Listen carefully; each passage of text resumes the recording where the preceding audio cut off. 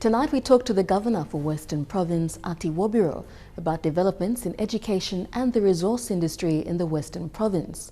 Also on the show we feature a documentary on the Mineral Resources Development Company, MRDC, and feature the community work they've done in assisting impacted communities of the 7 subsidiary landowner companies they manage. But first, here is Governor Ati Wobiro. Honourable Governor, welcome to Resource PNG. Thank you very much. Thank you very much. My great pleasure to be here. Last week in Tabubil, I understand that you announced a scholarship fund for the Western Province as well as life insurance. Yes. Can you talk a bit about that? Certainly. These are 2 of the first programs that Western Province through my PEC has approved. The scholarship is aimed at complementing what the Honorable Prime Minister Peter O'Neill's government has done, which is providing free school fees for students attending elementary to grade 12. My government's scholarship scheme covers all the training beyond grade 12. So all our students attending universities in Papua New Guinea or any tertiary institutions have been covered under this sponsorship. And in fact, we've already launched it. So far, we paid about 3.5 million.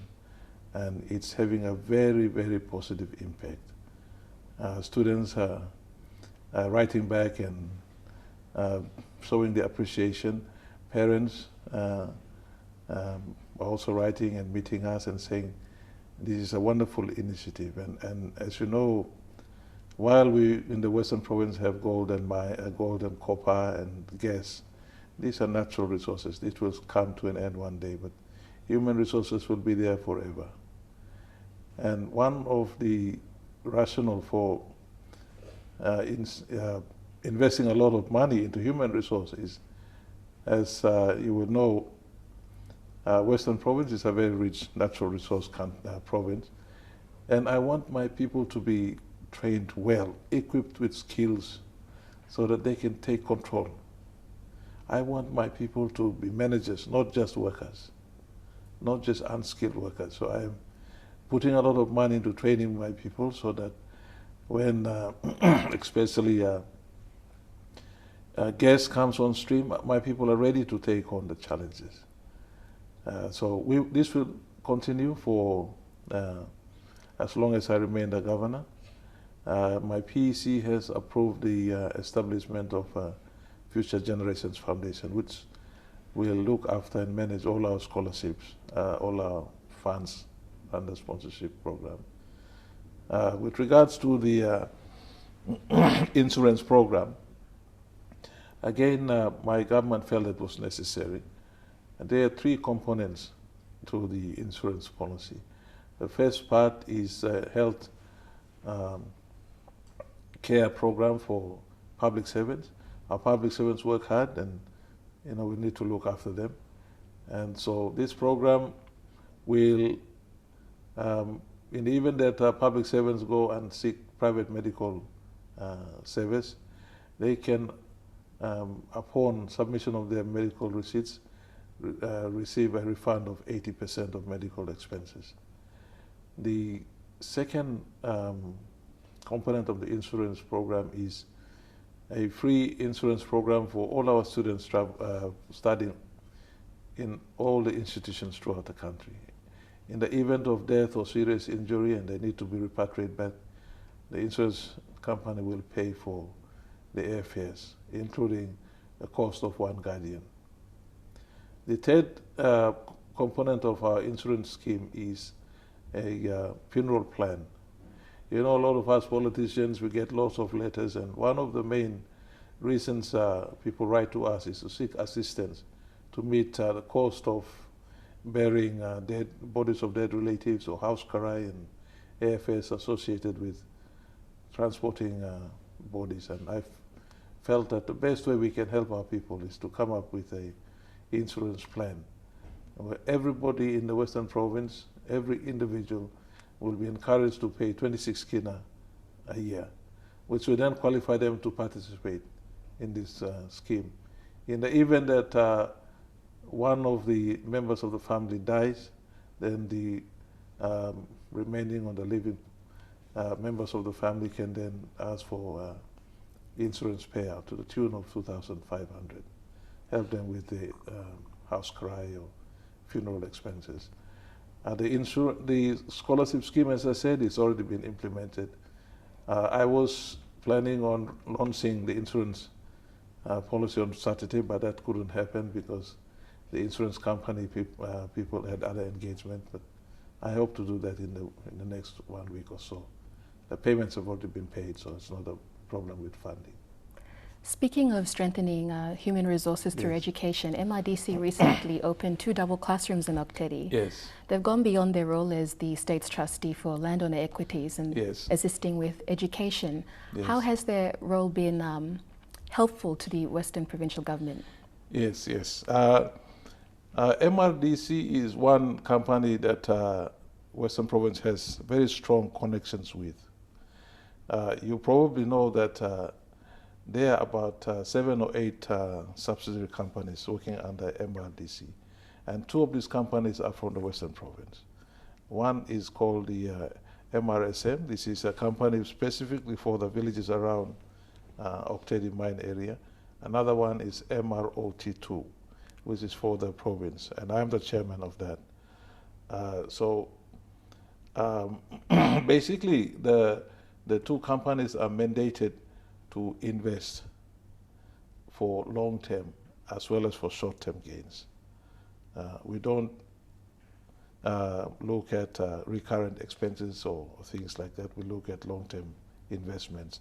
So when MRDC, through MRSM, decided to invest in the classroom, we felt that was within the objectives of the fund, because these are aimed at investing in our children, giving them better education, so better classrooms where our students can learn.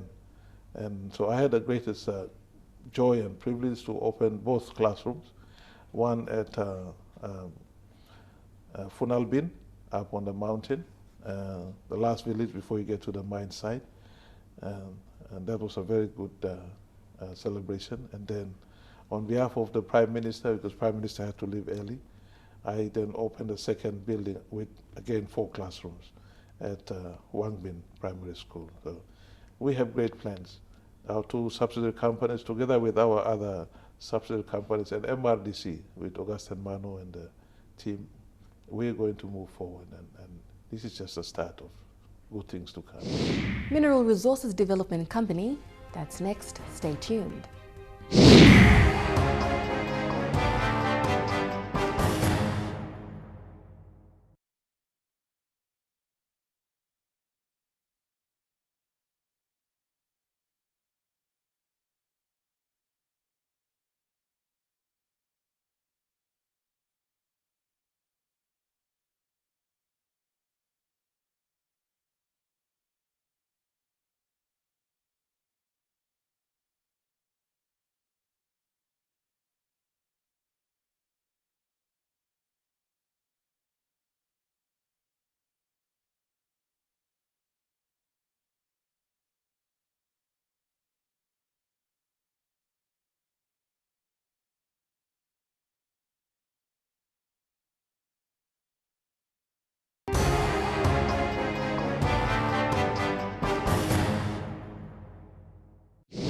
Welcome back to the show. We continue the interview with Governor for Western Province, Ati Wobiro. Speaking of Mount Finalbin, I understand that some copper deposits have been found on the mountain. Yes. What is your government going to do in terms of relocation and working with OTML? Yes. Well, as you know, not just Papua New Guinea, but Western Province, we see Oktedi as our supermarket. And we want it to continue as long as there is gold and copper. And so when the Prime Minister suggested that there is sufficient gold and copper deposits in the ground to take the mine to another 40 years, we had no hesitation. And the people of Western Province, including people living on the corridor of the Fly River, had no no hesitation to support the government move, because we feel that that's our supermarket, and provided we use the money well, Western Province will move in a big way. So we're right behind the Prime Minister and the government and Octedi. In fact, we have an excellent working relationship. We work very, very closely together. Many of our programs are jointly funded, and so we see, under my governorship, the provincial government moving in a big way together with our development partners, but especially PNG SDP, Octedi Development Foundation, and Octedi. We will provide whatever assistance is necessary to make sure that the mines continue for a long time. Come January 1st, 2014, the state will take over Octedi mine. Prime Minister has said that the shareholding will change, however, the management will remain, and Yes. as well as employment for all the OTML workers. Yes. What are your views on that, and what will happen to the role of PNG SDP? The Prime Minister is keen that by September, sometime in September, there should be a general agreement on the new structures for the new Octedi come 2014. And he's keen that by December all the agreements should be signed, and as you said, by January 2014, the mine will operate under a new arrangement. There are certain things that have already been agreed to, certain things are still under negotiation and discussions. As far as the ownership is concerned, I think that has already been agreed. The ownership will be the state, which is the government of Papua New Guinea, the major shareholder, and there will be two minor shareholders, Fly River Provincial Government and the landowners. We will then discuss about how the current arrangement, after we have settled the shareholding, we will then discuss how, what role each one of us will play, because there's Octedi, there's PNG SDP, and there's Octedi Development Foundation. But my personal view as the governor of Western Province is this, that come 2014, all the development partners, especially Octedi Development Foundation and PNG SDP, must now totally concentrate. Whatever role PNG SDP plays after 2000 or come 2014, must now fully concentrate on the Western Province. Every resource, every money, including the funds that are invested overseas, must now concentrate on the development of Western Province. So my interest is making sure that Western Province comes out a winner out of this. The mine has been in the province for a long time. Some development has taken place, but in my point of view, not sufficient. And so I want to make sure that come the new arrangement, that Western Province takes control of its destination and that funds are under our control. If PNG SDP is going to continue, it must be based in the Western Province and totally concentrate on the development problems and challenges of Western Province. But as I said, these issues have not been settled. They're still subject of discussion, but that's my view. How are some of the ways that you plan to maximize benefits for the people of Western Province? I have made it known time and again that Western Province government on its own will not deliver the level of services and development outcomes that our people desire. And so I have, with open arms, welcomed any development partner who wants to do something seriously, serious and something useful for our people. And so my strategy for development is this: government takes the lead, but development partners come and work together. And I know that under the new arrangement, we will have a lot more financial resources at our disposal. And the provincial government cannot implement all the programs that this increased funding will make possible.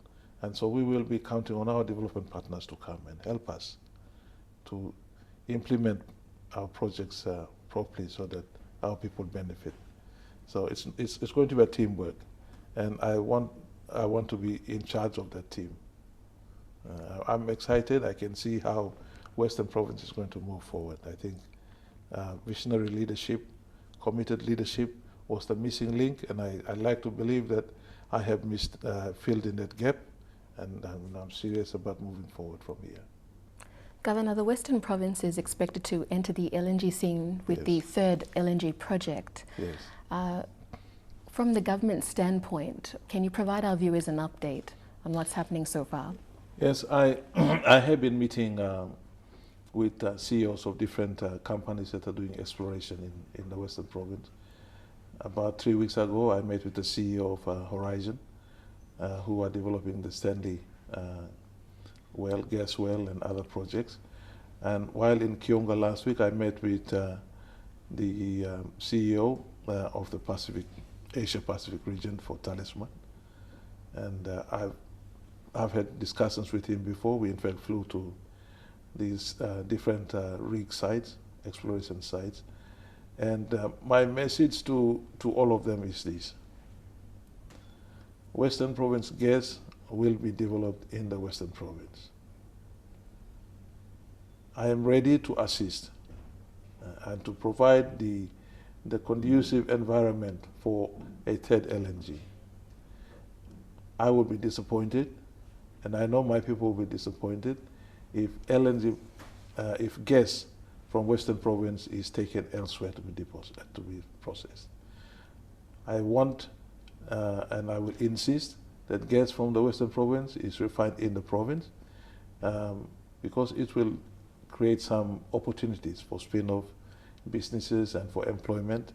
And for me, I want to ride on this infrastructure development and this opportunity to for a wider and broader development. So my message to all the partners is this: let's work together and let's create a third LNG. It will disappoint me very, very much if Western Province is left empty and all the gas is taken out and processed elsewhere. I've had a very unfortunate experience with Octedi, and I don't want that repeated with the gas.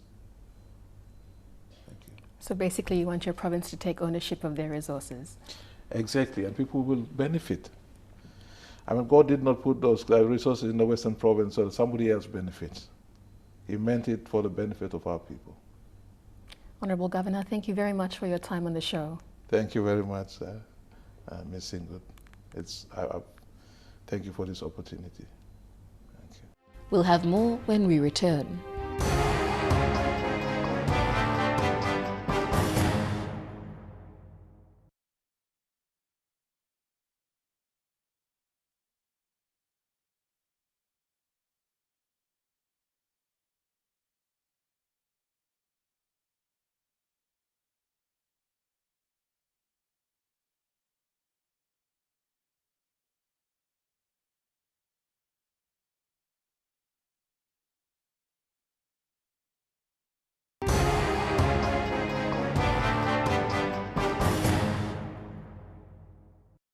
You're back with Resource PNG. As the state's nominee to manage landowner and provincial government equity funds, the Mineral Resources Development Company, MRDC, has grown considerably since its establishment in 1975 as the nation's leading corporate entity and remains the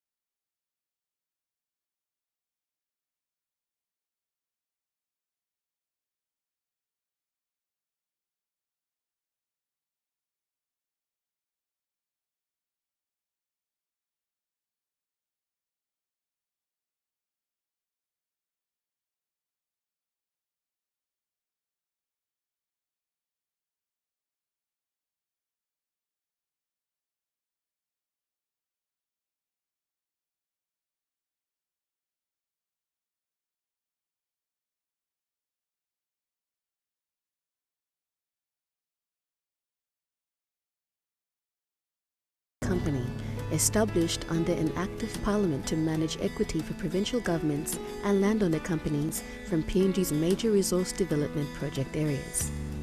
In the mining and petroleum industry, MRDC manages 7 subsidiary landowner groups.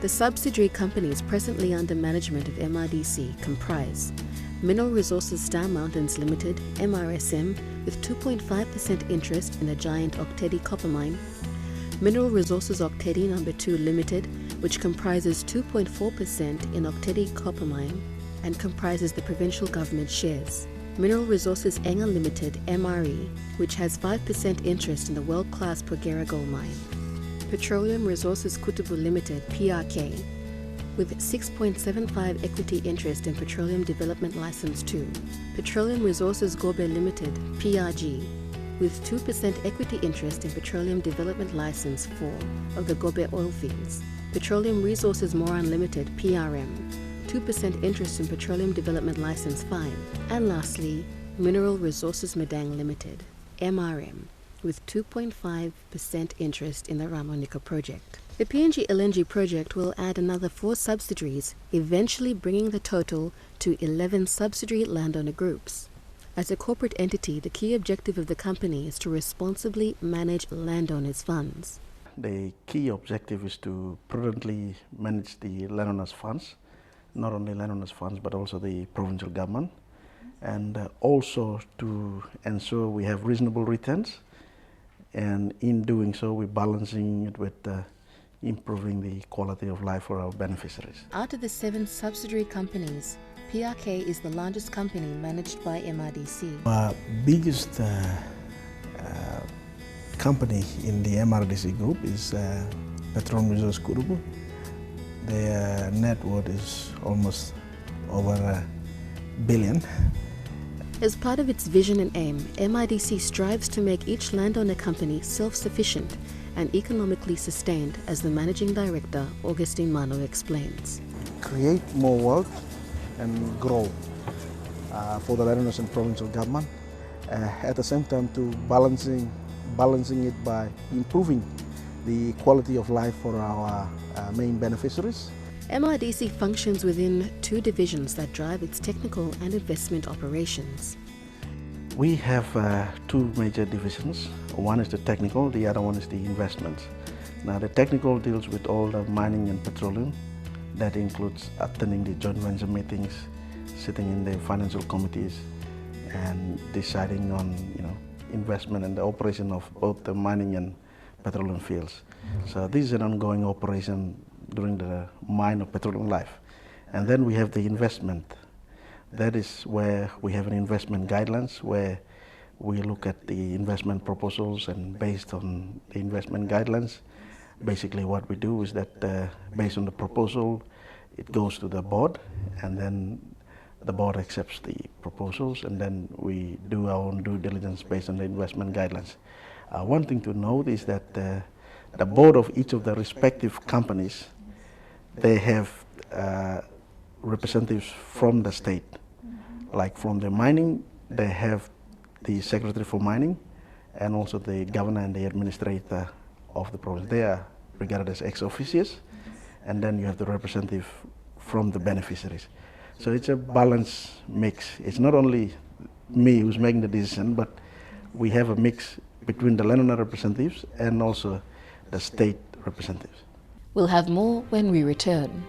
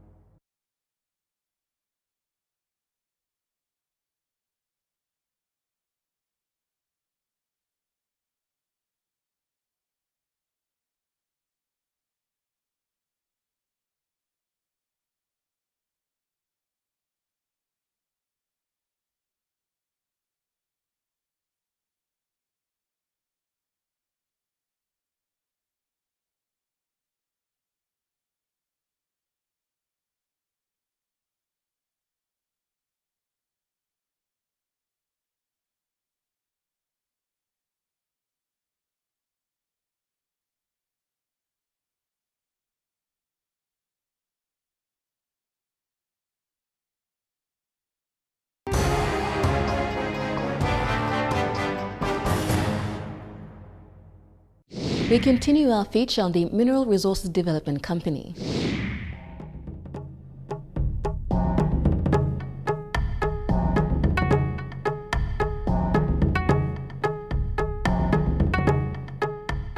Profit-sharing arrangements depend on whether they fall within the mining or petroleum industry.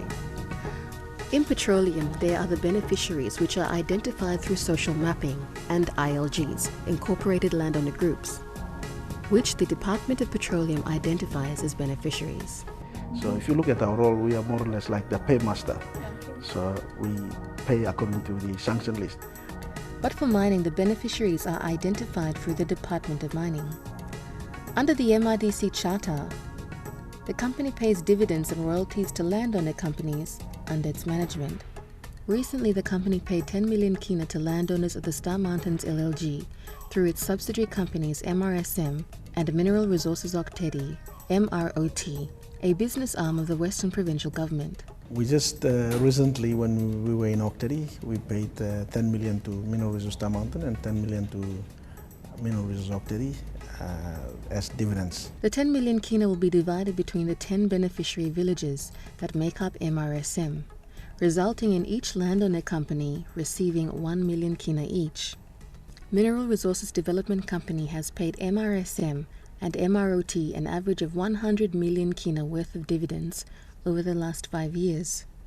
Every year for the last 5 years, besides growing the MRSM investment portfolio, we've been paying an average of 10 million every year.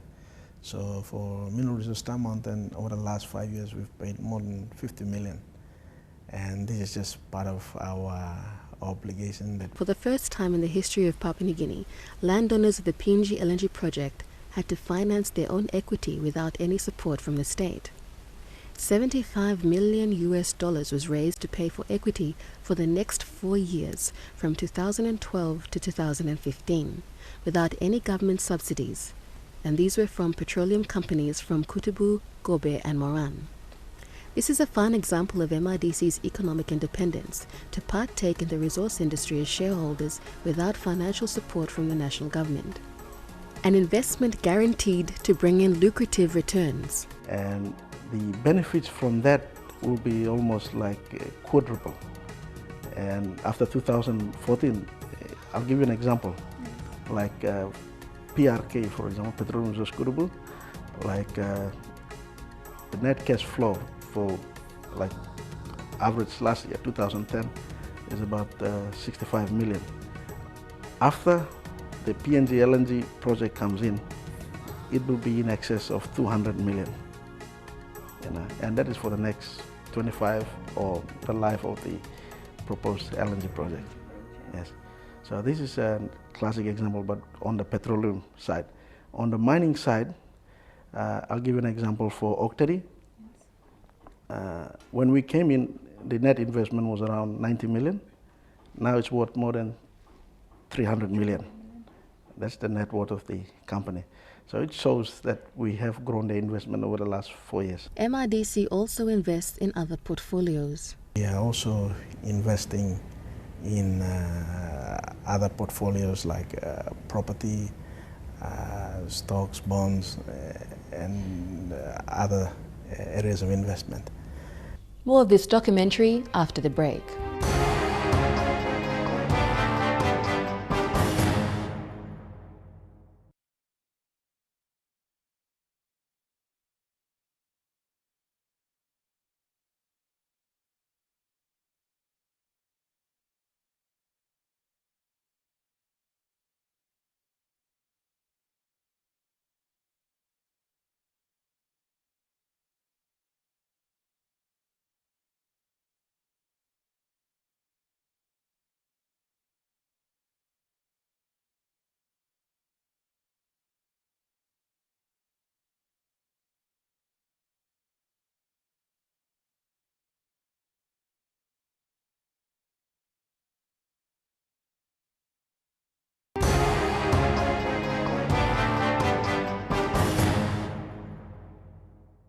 Thanks for your company.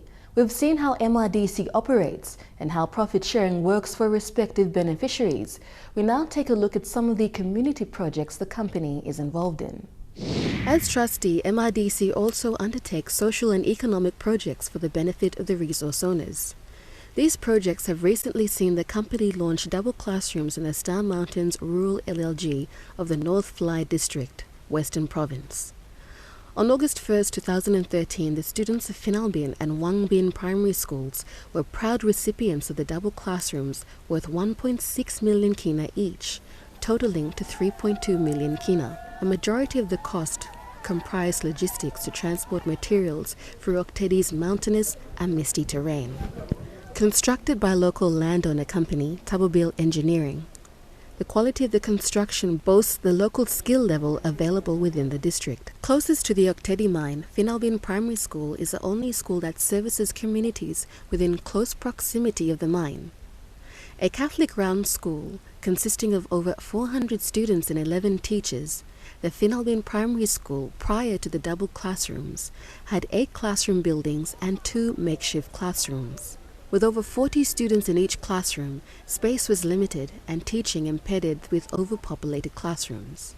With the recent launching of the double classrooms, the total number of classrooms now is 14, with a maximum number of 30 students per class, greatly improving the quality of learning for each student. The case of overpopulated classrooms is the same for the Wangbin Primary School, centered within the township of Tabobil. The assistance from MRDC will help improve the learning environment for both schools. Governor of Western Province Ati Wobiro, who was present at the launching, reminded the students not to take for granted the privileges they enjoy today that weren't available many years ago. When MRDC, through MRSM, decided to invest in the classroom, we felt that was within the objectives of the fund, because these are aimed at investing in our children, giving them better education, so better classrooms where our students can learn.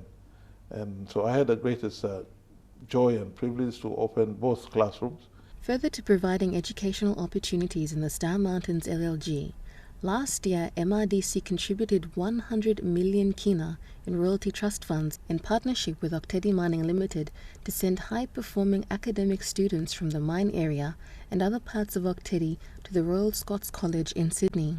And last year, for example, we contributed 1 million with the royalty trust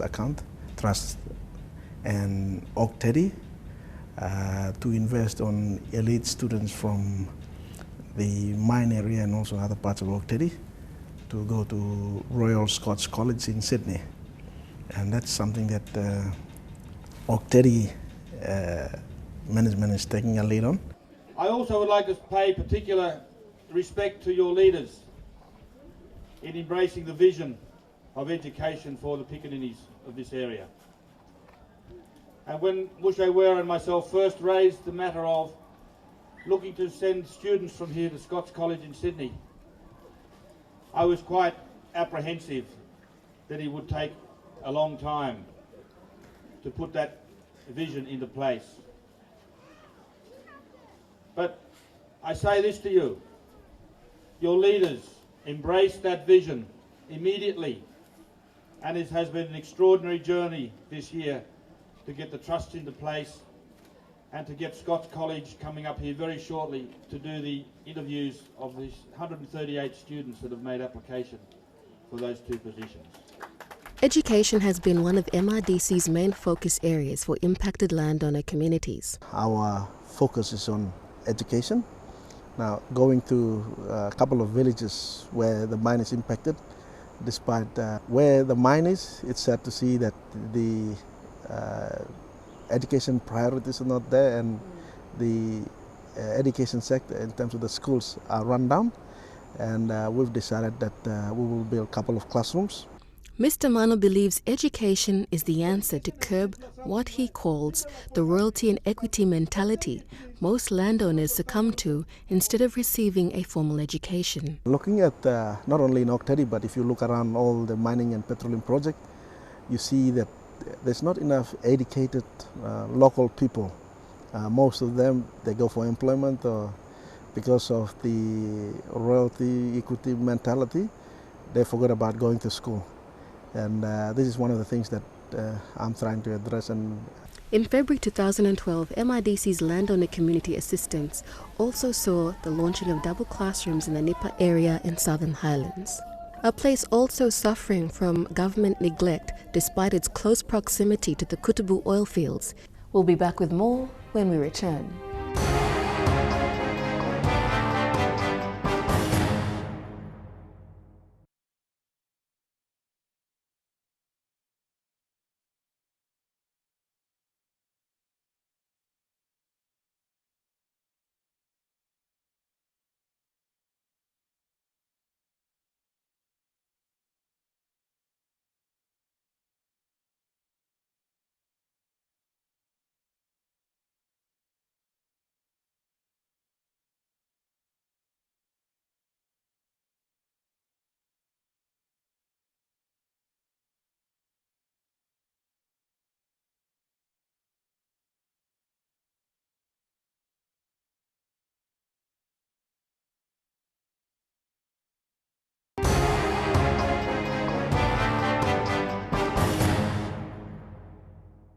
Thanks for staying with us on the show. So far, we've seen how MIDC has contributed to improve the quality of life for their beneficiaries, particularly in education with the donation of double classrooms in the Star Mountains LLG in Western Province and the Nipa District in Southern Highlands Province. We now see how MIDC has assisted in banking facilities as well as the health sector. In the Kikeri District, a new banking facility is still being constructed. Scheduled to open later in 2013, this will provide the people of Gulf Province with easier access to banking facilities once the Gulf LNG project is in full swing. But what we are doing now is we are also looking at the basic infrastructure there, like what we did in Moro. This year, towards the end of the year, hopefully we will open our new bank of RPNG in the post office. That's one of the major infrastructure we've developed in Kikori, and that will give a big facelift to Kikori. The initiative taken by MIDC to actually open up a bank is very good. It will actually help the staff of the hospital, because at the moment most of our staff, both the nursing officers and the community health workers, they don't have bank accounts. So opening a bank in Kikori will actually help them towards opening accounts that will go a long way in depositing the money into the accounts instead of getting it by cash, which have been the norm for the past 10 years here at the hospital. Health has been another sector MIDC has contributed to. The Kikori District Hospital has received a lot of support from the company. In 2012, MIDC, through its subsidiary company Petroleum Resources Kutubu, PRK, donated funds to enable the district hospital to purchase much-needed equipment and drugs. Yeah, MIDC made a contribution through PRK, or Petroleum Resource Kutubu, contribution of 120,000, which they bought anesthetic machine, pulse oximeter. Apart from that, they bought some other drugs as well. That has resulted in the hospital. This donation has increased the capacity of the Kikori Hospital to conduct general anesthetic operations. With the contribution of MIDC in terms of helping us purchasing the anesthetic machine, we will be doing our general anesthetic operations now without referring all our patients to Port Moresby. So we'll be able to do it here in the bush. MIDC's assistance has also provided medical training for medical staff at the Kikori Hospital. Because of MIDC's contribution, we have sent one of our staff, a nursing officer, to be trained to become an anesthetic technical officer to assist us with the operations that we do here at the hospital. Investing in infrastructure has been one way MIDC ensures there is communal benefit to all stakeholders and beneficiaries involved, long-term investment that will benefit the future generation. Besides payment of the dividends, we thought that it would be better that we invest in other infrastructure that the whole community can benefit. For this reason, we've decided to invest on education. Moran area, we've started already with the upgrade and maintenance of some of the classrooms in Bagwale.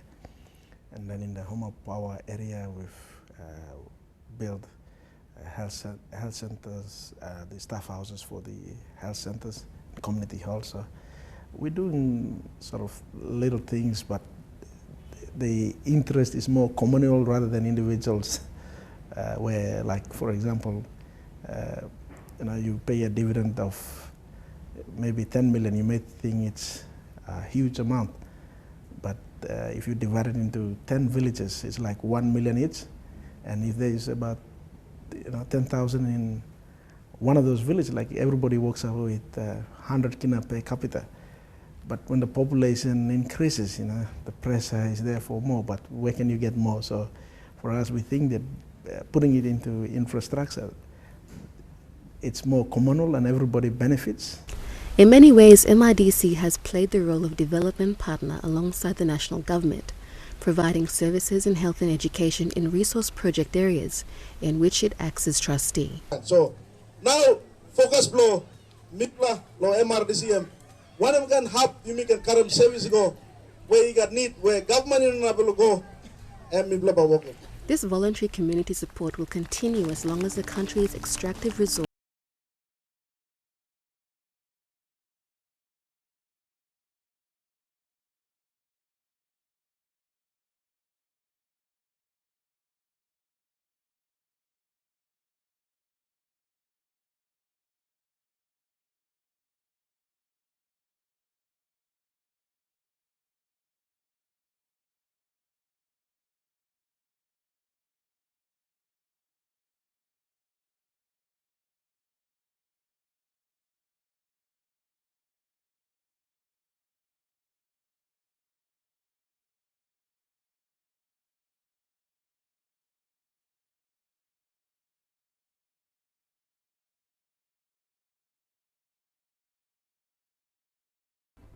That ends this edition of Resource PNG. If you have any comments or queries, do email us on this address, resourcepng@mtv.com.pg. Or to find out more, check MTV online. That's www.mtv.com.pg and go to our Resource PNG page. Or you can check our page on Facebook. Until the same time next week, bye for now.